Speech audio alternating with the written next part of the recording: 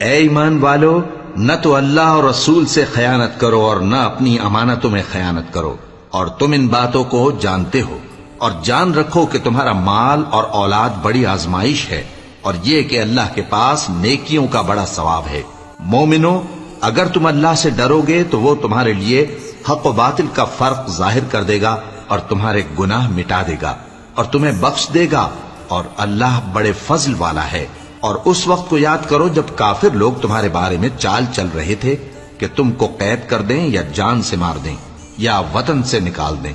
تو ادھر تو وہ چال چل رہے تھے اور ادھر اللہ تدبیر کر رہا تھا، اور اللہ بہترین تدبیر کرنے والا ہے۔ اور جب ان کو ہماری آیتیں پڑھ کر سنائی جاتی ہیں تو کہتے ہیں یہ کلام ہم نے سن لیا ہے، اگر ہم چاہیں تو اسی طرح کا کلام ہم بھی کہہ دیں، اور یہ ہے ہی کیا، صرف اگلے لوگوں کی حکایتیں ہیں۔ اور جب انہوں نے کہا کہ اے اللہ، اگر یہ قرآن تیری طرف سے برحق ہے تو ہم پر آسمان سے پتھر برسا یا کوئی اور تکلیف دینے والا عذاب بھیج دے،